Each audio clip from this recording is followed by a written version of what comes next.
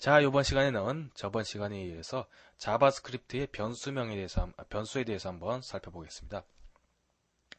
여러분들이 변수를 정의할 때 변수명을 만드셔야 되잖아요. 변수명을 정할 때에 일정한 규칙이 있습니다. 자, 변수명을 지정할 때의 규칙에 대해서 한번 살펴보겠습니다.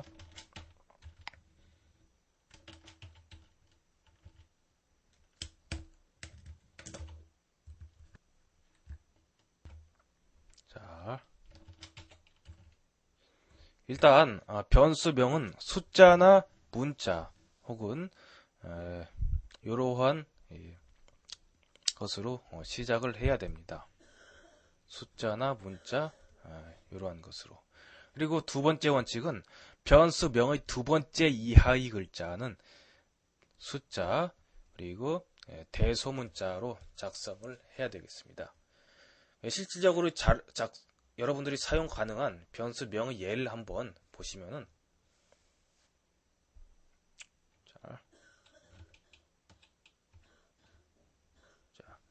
버블 와우.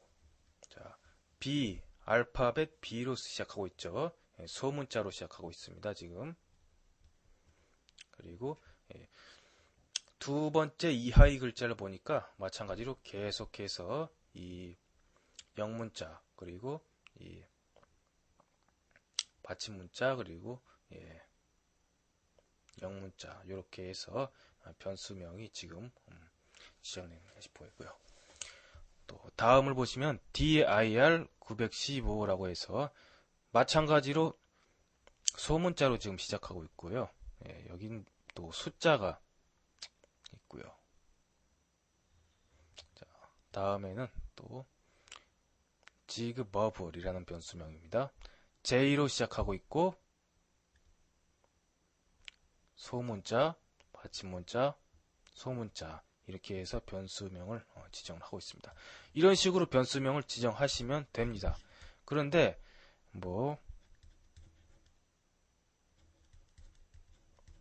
샵 51sg와 같이 특수문자를 써주신다거나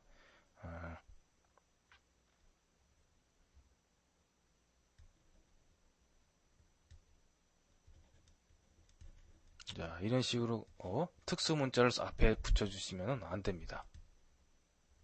아니면은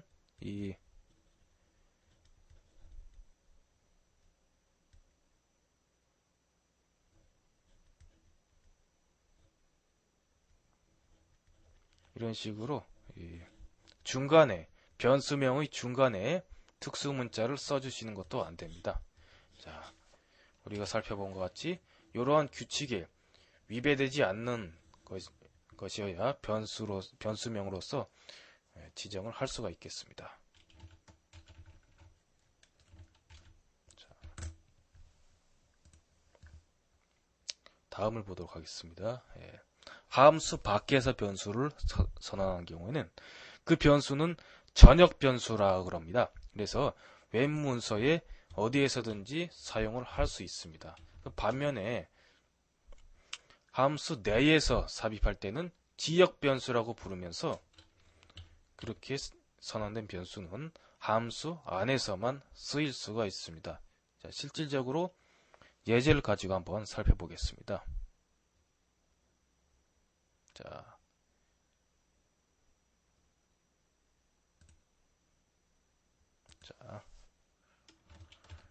지금 이 예제 같은 경우는 함수 안에서 변수를 선언하고 있고 함수 바깥에 그러니까 바디 부분에서도 변수를 선언하고 있는데요. 한번 보겠습니다. 자, 이렇게 함수 안에서 보니까 varA라는 변수를 선언하고 있고 변수 값으로 415를 갖다가 주고 있습니다. 변수 B를 보시면은 콜럼버스라는 문자열을 주고 있고 자, 이렇게 A와 B라는 변수를 선언하고 있습니다. 함수 벡트라는 함수 안에서 선언이 되고 있고요. 자, 그리고 이렇게 해서 헤드 내에 자바스크립트 구문이 끝나고요. 자, 바디 내에도 또 보니까 이렇게 스크립트 구문이 있네요. 자, 앞에서 제가 말씀드렸듯이 함수 안에서 이렇게 선언이 되는 것은 지역 변수라고 합니다. 지역 변수라고 하고, 이렇게 함수 바깥에서 선언이 된 변수. 여기 보시면 또 VARA라고 해서 A라는 변수를 선언해 주고 있고, 값은 콜럼버스라는 값을 주고 있습니다. 문자열 값을 주고 있고, 자, 그런데 보니까 위에 헤드 내의 함수 부분에서 또 똑같은 이름의 A라고 하는 똑같은 이름의 변수를 지금 정의를 했잖아요. 그런데 바디에서, 그러니까 함수 바깥에서 한 번 더 A라는 변수를 선언을 하고 있습니다. 자, 그리고 자, 아래 명령어를 document.write 하고 A라고 해서 변수 A의 값을 출력을 하라, 이러한 명령어를 주었습니다. 자, 이런 식으로 document.write 하고 괄호 안에 우리가 지금까지 봤을 때는 큰 따옴표로 이렇게 큰 따옴표 안에 문자열을 기입을 해주는 것을 보았잖아요. 변수 같은 경우는 이런 식으로 큰 따옴표로 묶어주지 않고 바로 직접 기입을 하시면 되겠습니다. 자, 그래서 결과값이 어떻게 나오는지 한번 보겠습니다. 자, 콜럼버스가 나왔습니다. 콜럼버스.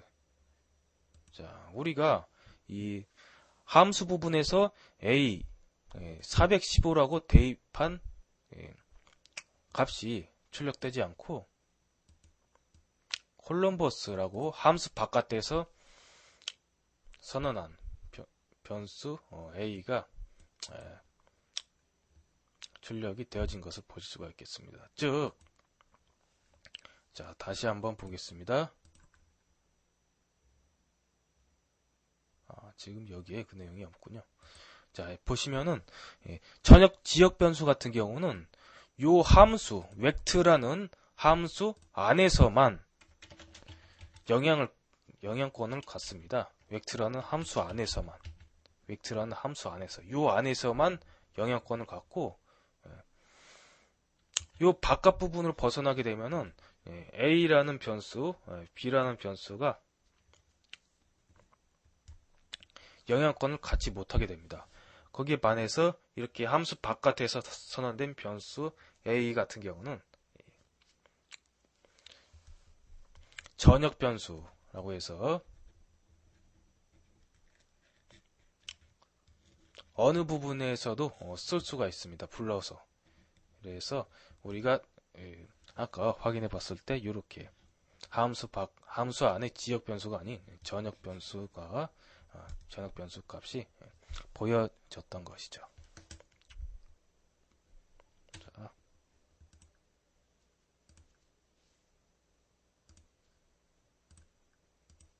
지역 변수, 전역 변수.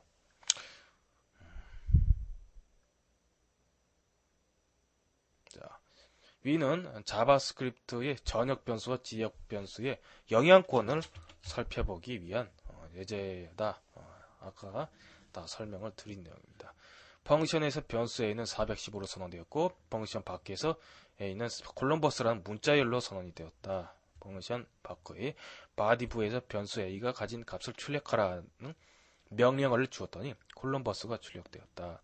함수 안의 A는 지역 변수로 함수 바깥에서는 영향을 미치지 못했던 것이다. 라는 내용 앞에서 설명을 드렸습니다. 다음으로 변수의 값으로 지정될 수 있는 데이터 유형을 한번 보겠습니다. 자, 변수의 값. 변수의 값이라고 한다면은 또 약간 좀 개념이 생소하신 분들 위해 제가 다시 설명을 드리면은 값이라고 하는 것은 자, var a는 해서 지금 515라는 요 부분이 값이라고 표현을 하는 겁니다. 값, 변수의 값, 변수의 이름. 자, 이렇게 변수 안에 들어가는 실질적인 value, 값을 선언할 때에 변수 값으로 지정될 수 있는 데이터 유형을 보시면요. 일단 숫자, 대표적으로 숫자가 변수 값으로 지정될 수가 있겠고요. 그리고 논리값, 문자열.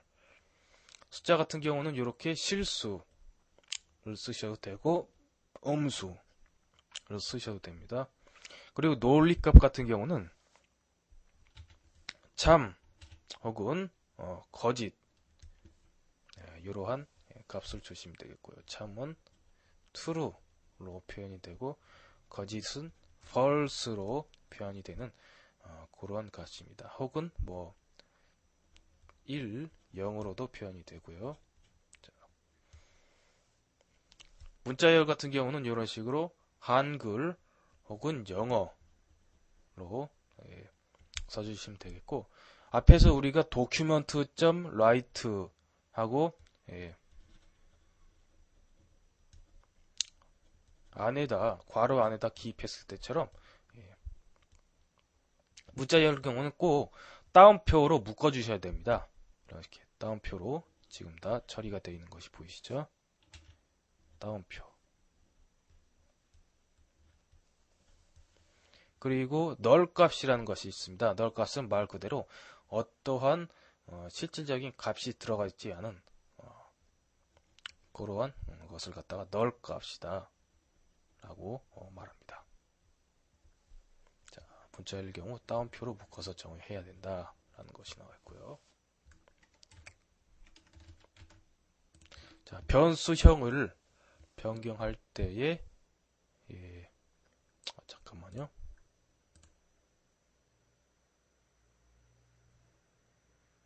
자, 변수형을 변경할 때에 한번 보면은 자바스크립트는 PHP나 C++ 같은 이런 언어에 비해서 규칙이 엄격하지가 않은 언어입니다. 자, 이것은 뭔 말이냐 하면은 변수 선언에도 적용되는 적용이 되는데 변수 선언 시에 특별히 자료형을 선언하지 않아도 된다 그런 말입니다. 자, 그러니까 자료형을 선언하지 않으면은 변수값의 자료형은 그때그때 유연하게 변환 처리되어집니다. 변환 처리되어져요. 자, 그래서 보면은 var하고 변수를 선언하는데 변수명 박스인 변수를 선언하는데 변수의 값, 실질적으로 들어가는 변수 값이 자바스크립트라는 문자열로 초기에 선언을 했습니다. 그리고 이렇게 선언을 한 후에 나중에 아랫부분에 박스는 526.55261 이렇게 변수 박스 안에다 이번엔 뭐 숫자 값을 집어넣어도 하등 문제될 것이 없다는 소리입니다. 자, 근데 여러분들이 PHP나 아니면 뭐 C++를 공부해 보시면 분들은 아시겠지만 숫자는 숫자별로 아니면 문자는 문자별로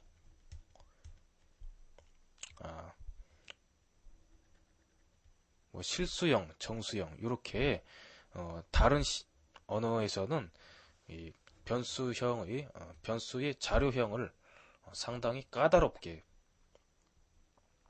입력을 받고 있습니다. 그래서 일일이 이 변수에 들어가는 값은 실수형이다 아니면 문자열이다 하고 이것을 사전에 알려주시고 변수의 값을 넣으셔야 됩니다.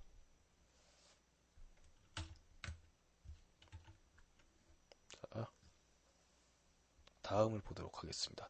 자바스크립트 내에서 특별한 기능을 수행하는 문자가 있습니다.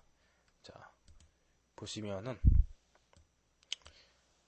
웹페이지에 이런 루트라는 문자를 표현하고 싶을 때는 이런 식으로 두 번 반복해서 이렇게 써주는 것으로 표현을 할 수가 있고요. 계획 문자라는 것이 있습니다. 계획 문자라는 것은 줄바꿈 문자로 자, 루트 n 이렇게 표현을 해주시면 되겠습니다. 백스페이스 같은 경우는 자 루트하고 b를 써주시면 자 되겠고요. 그리고 탭 같은 경우는 루트 t, 큰 따옴표 같은 경우는 루트하고 큰 따옴표를 써주시면 되겠습니다.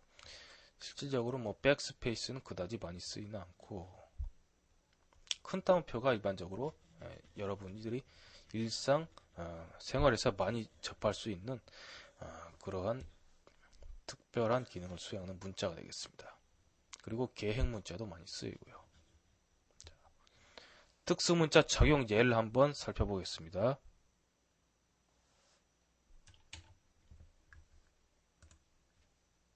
자, 보시면은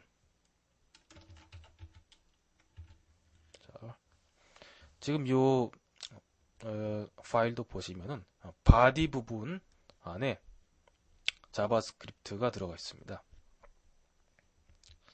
다운로드 패스라고 하는 이 변수를 선언을 하고 있는데 어떠한 값을 갖다가 집어넣고 있느냐 보니까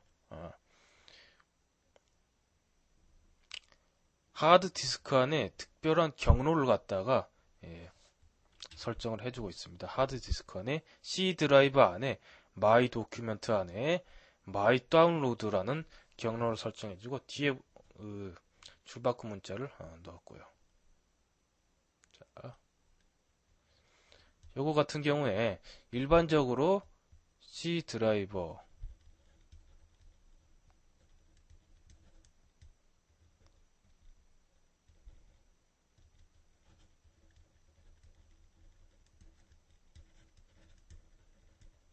자, 이런 식으로 해서 작성을 하잖아요. 그런데 루트 문자가 들어갔기 때문에 루트를 한 번 더 앞에서 보았듯이 자, 더블로 갖다가 입력을 해줍니다. 자, 그 부분이 바로 요것이 되겠습니다. 그래서 아래 보시면 document.write 해서 변수 문자열과 다운로드 패스라는 변수가 플러스 연산자에 의해서 결합이 된 것을 보실 수가 있겠습니다. 자, 그래서 이걸 한번 보시면은 실행해 보겠습니다. 자, 이런 식으로 변수 다운로드의 값에서 자, 아까 이 부분은 아까 우리가 문자열로서 나타낸 부분이고요. 여기부터가 변수 다운로드의 값입니다. 다운로드 패스의 값입니다. 그래서 우리가 루트를 두 번 삽입했음에도 불구하고 자, 그것이 바로 이렇게 루트 하나로 처리가 된 것을 보실 수가 있겠습니다. 특수 문자를 쓴 예에 대해서 한번 살펴보았습니다. 자, 다음은 자바스크립트의 연산자에 대해서 한번 살펴보겠습니다. 여러분들이 프로그래밍 언어를 조금이라도 배워보신 분들은 뭐 특별히 제가 언급하지 않아도 될 정도로 일반적인 공통적인 그러한 사항이다 봐주시면 되겠습니다. 자, 일단 더하기 연산자가 있고요. 플러스, 빼기 연산자, 마이너스, 곱하기 연산자, 나누기 연산자, 그리고 조금 특수한 연산자가 나머지 연산자라는 것입니다. 나머지 연산자는 나눗셈을 하고 나서 나머지 값을 다루는 그러한 연산자입니다. 자, 실질적인 예를 한번 살펴보겠습니다. 자, 변수 A에다가 30을 집어넣고 변수 B에다가는 60을 집어넣습니다. 변수 C에다가는 3을 집어넣습니다. 그리고 A하고 B를 더하고 또 이 더한 값을 또 C로 나눈 값을 result라는 변수에다가 저장을 하라. 그러한 구문이네요. 그래서 요걸 한번 실제로 실행을 시켜보면요. 자, 지금 요 문서 같은 경우에 바디 부분에 코딩이 되어 있죠. 자, document.write 해서 자, 변수 요 문자열과 변수 result1의 값을 출력을 하라. 그렇게 코딩이 되어 있습니다. 그리고 또 h1 태그로 result 값이 처리될 수 있도록 자, 이런 식으로 작성을 했고요. 자, 이렇게 해서 어떤 식으로 결과 값이 나오는지 한번 살펴보면요. 자, 이런 식으로 요 부분이 아까 우리가 문자열로 작성을 한 부분이고, 요 부분이 result1의 값입니다. result1. 그리고 요 부분도 마찬가지로 문자열. 그리고 result1 같은 경우는 요 부분에서 h1 처리가 됐고, 또 요 부분에서 h1으로 닫아주고 있고 해서 이런 식으로 이런 글꼴로 표시가 된 것을 보실 수가 있겠습니다.